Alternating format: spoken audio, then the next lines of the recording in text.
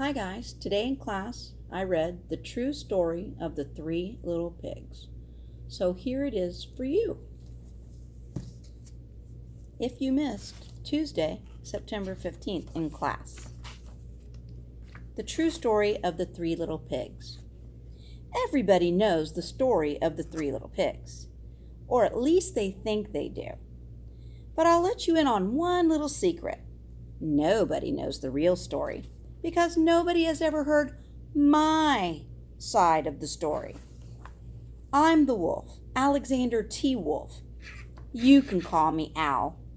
I don't know how this whole big bad wolf thing got started, but it's all wrong.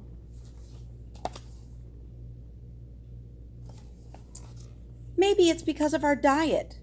Hey, it's not my fault wolves eat cute little animals like bunnies and sheep and pigs. That's just the way we are. If cheeseburgers were cute, folks would probably think you were big and bad too. Look at that picture right there. You can see some bunny ears, a tail, some things sticking out.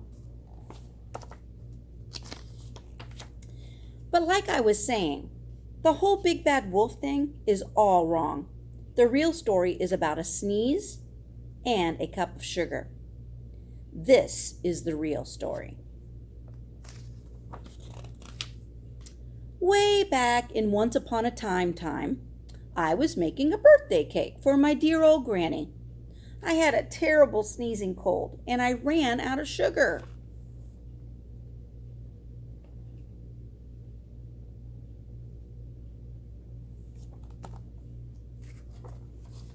So I walked down the street to ask my neighbor for a cup of sugar. Now this neighbor was a pig. He wasn't too bright either. He had built his whole house out of straw. Can you believe it? I mean, who in his right mind would build a house of straw?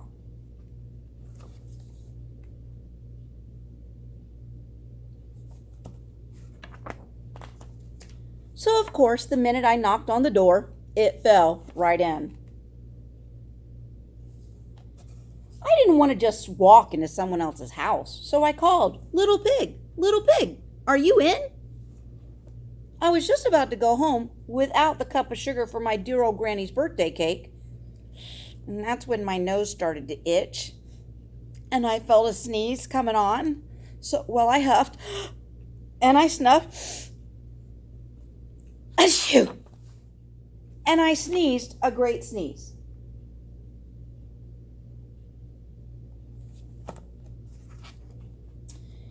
And you know what? That whole darn straw house fell down. And right in the middle of the pile of straw was the first little pig. Dead as a doornail. He had been home the whole time. You can see his little booty sticking up out of the straw. It seemed like such a shame to leave a perfectly good ham lying there in the straw. So I ate it up. Think of it as a big cheeseburger, just lying there. I was feeling a little bit better, but I still didn't have the cup of sugar, so I went to my next neighbor's house. This neighbor was the first little pig's brother. He was a little smarter, but not much. He had built his house of sticks.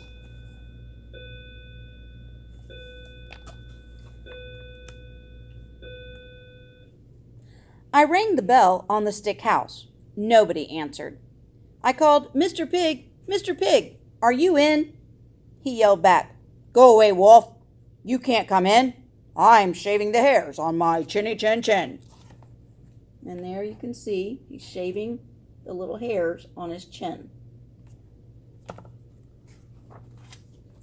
I had just grabbed for the doorknob when I felt another sneeze coming on.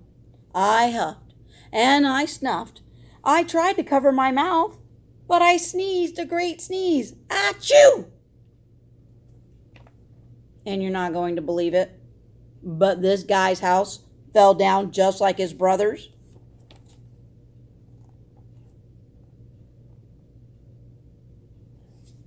When the dust cleared, there was the second little pig, dead as a doornail.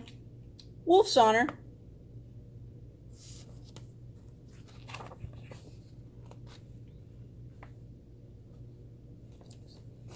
Now, you know food will spoil.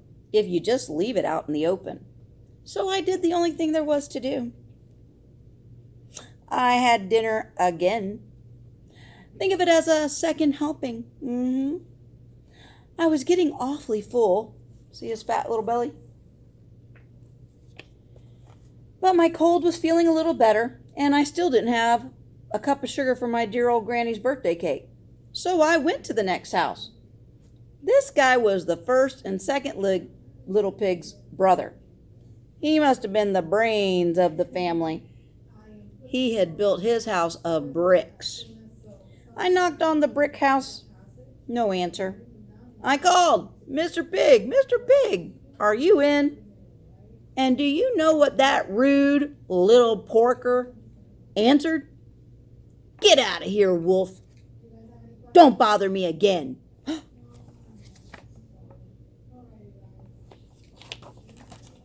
Talk about impolite.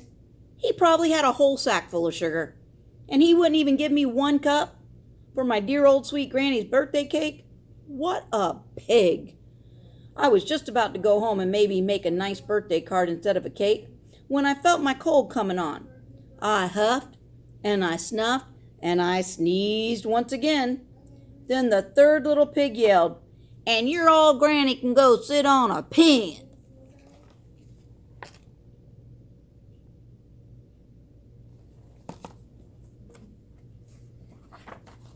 Now, I'm usually a pretty calm fellow, but when somebody talks about my granny like that, I go a little crazy. When the cops drove up, of course I was trying to break down the pig's door, and the whole time I was huffing and puffing and sneezing and making a real scene.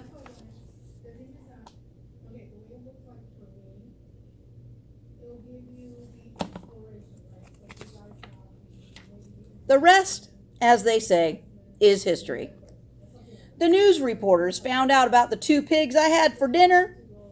They figured a sick guy going to borrow a cup of sugar didn't sound very exciting. So they jazzed up the story with all that huff and puff and blow your house down, and they made up the big bad wolf. That's it, the real story. I was framed.